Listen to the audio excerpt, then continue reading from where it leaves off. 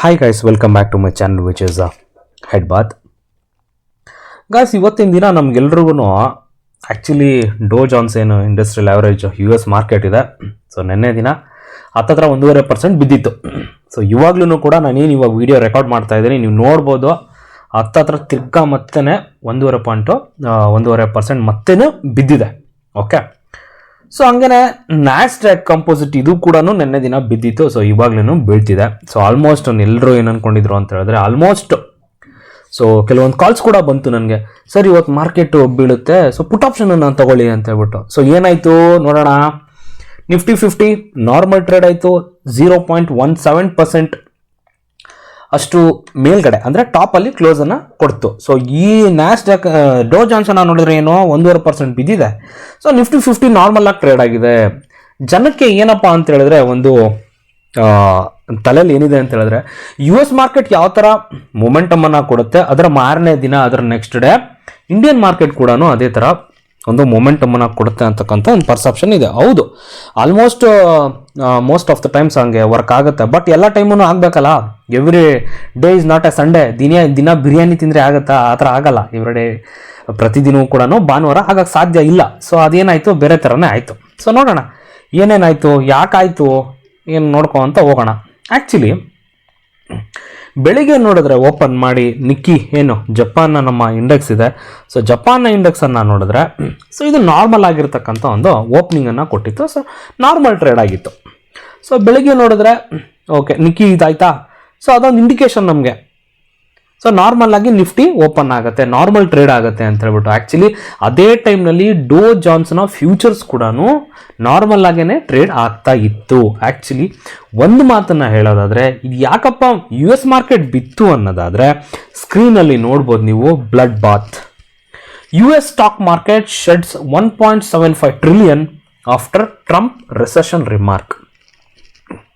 Recession ಏನು fox ಅಂತ ಒಂದು ಇದಕ್ಕೆ ಒಂದು ಇಂಟರ್ವ್ಯೂನ ಕೊಟ್ಟಿರ್ತಾರೆ. ಸೊ ಆ ಒಂದು ಇಂಟರ್ವ್ಯೂನಲ್ಲಿ ರೆಸೆಷನ್ ರಿಮಾರ್ಕ್ನ ಒಂದು ಏನು ಹೇಳಿರ್ತಾರೆ, ಸೊ ಆ ಒಂದು ರೀಸನ್ಗೆ ಮಾರ್ಕೆಟು ಇಷ್ಟು ಬಿತ್ತು. ಏನಂತಾರೆ, ಏನು ಹೇಳ್ಬೋದು ಅಂತ ಹೇಳಿದ್ರೆ ಒಂದೇ ವಾಕ್ಯದಲ್ಲಿ ಟ್ರಂಪ್ ಅವರು ಮಾಡಿರ್ತಕ್ಕಂಥ ಸ್ವಯಂಕೃತ ಅಪರಾಧದಿಂದಾಗಿ ಮಾರ್ಕೆಟು ತಮ್ಮ ದೇಶದ್ದೇ ಮಾರ್ಕೆಟು ಬೀಳ್ತಾ ಇದೆ. ಸೊ ಓಕೆ, ಇದಾಯಿತು. ನೆಕ್ಸ್ಟು ಗ್ಲೋಬಲ್ ಲೆವೆಲಲ್ಲಿ ಏನಾಯ್ತಪ್ಪ. ಸೊ ಗ್ಲೋಬಲ್ ಇಂಡೈಸಸ್ ಎಲ್ಲ ಯಾವ ಥರ ಒಂದು ಪರ್ಫಾರ್ಮೆನ್ಸ್ನ ಮಾಡಿದ್ವು ಅಂತ ಒಂದ್ಸಲ ನೋಡ್ಬಿಡೋಣ. ಆ್ಯಕ್ಚುಲಿ ನಾವು ಏನು ಫುಟ್ಸಿ ಹಾಗೆಯೇ ಜರ್ಮನ್ನು, ಸೊ ಇವುಗಳನ್ನು ನೋಡೋದಾದರೆ ಸೊ ಇಲ್ಲಿ ನೋಡ್ಬೋದು ರಷ್ಯಾ ಫುಟ್ಸಿ ಇವನ್ನೆಲ್ಲ ನೋಡೋದಾದರೆ ಸೊ ನೋಡಿ ಇಲ್ಲೇ ಇದೆ 1.28, 1.49, 1.54.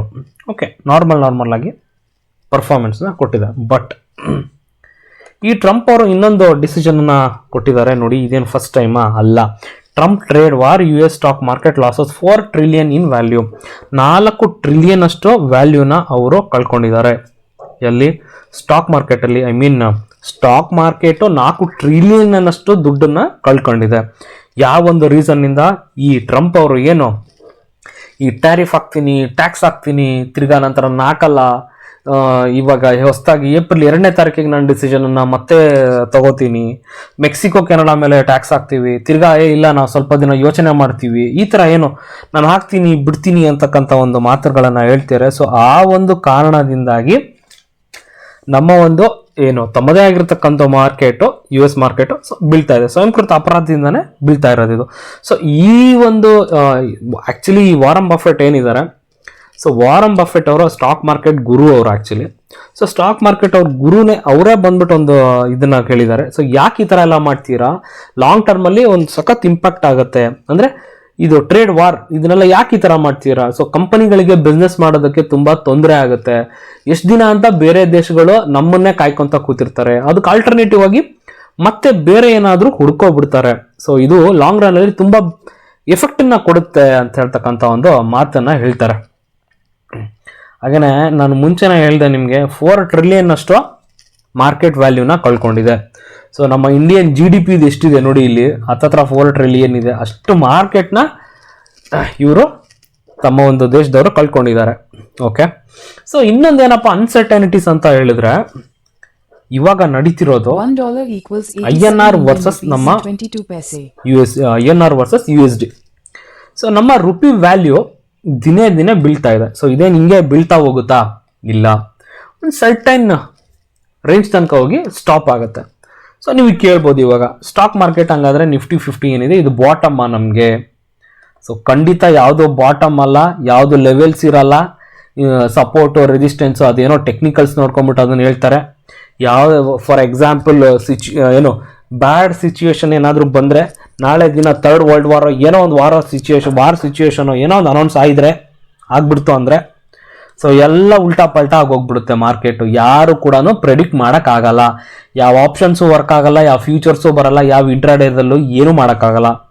ಸೊ ಫಂಡಮೆಂಟಲಿ ಸ್ಟ್ರಾಂಗ್ ಆಗಿರ್ತಕ್ಕಂಥ ಶೇರ್ಸಲ್ಲಿ ಯಾಕೆ ಇರ್ರಿ ಅಂತ ಹೇಳ್ತೀನಿ ಅಂತ ಹೇಳಿದ್ರೆ, ಸೊ ಇದೇ ರೀಸನ್.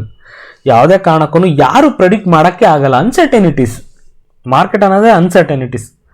ಓಕೆ, ಇಲ್ಲಿ ನೋಡಿದ್ರೆ ಮತ್ತೊಂದು ಕಡೆ ನೋಡಿದ್ರೆ ಫಾರಿನ್ ಇನ್ಸ್ಟಿಟ್ಯೂಷನಲ್ ಇನ್ವೆಸ್ಟರ್ಸು ಎಕ್ಸಿಟ್ ಆಗ್ತಾ ಇದ್ದಾರೆ. ಸೊ ಏನಕ್ಕಪ್ಪ ಅಂತ ಹೇಳಿದ್ರೆ ಒಂದು ರೀಸನ್ನು ರುಪೀಸು ಡಿಪ್ರಿಷಿಯೇಟ್ ಆಗ್ತಾ ಇರ್ತಕ್ಕಂಥದ್ದು, ಹಾಗೆಯೇ ಟ್ಯಾಕ್ಸ್ ರೇಟ್ಸ್ ಜಾಸ್ತಿ ಆಗ್ತಾ ಇರ್ತಕ್ಕಂಥದ್ದು. ಇನ್ನೊಂದು ಟ್ರಂಪ್ ಅವರ ಏನು ಈ ಟ್ಯಾರಿಫು, ಈ ರೆಸಿಪ್ರೋಕಲ್ ಟ್ಯಾರಿಫ್ ಅಂತ ಹೊಸದಾಗಿ ಏನು ತಂದಿದ್ದಾರೆ, ಸೊ ಅದು ಕೂಡ ಲೈಟಾಗಿ ಎಲ್ಲ ಒಂದು ಕಡೆ ಇಂಪ್ಯಾಕ್ಟ್ ಆಗ್ತಾ ಇದೆ.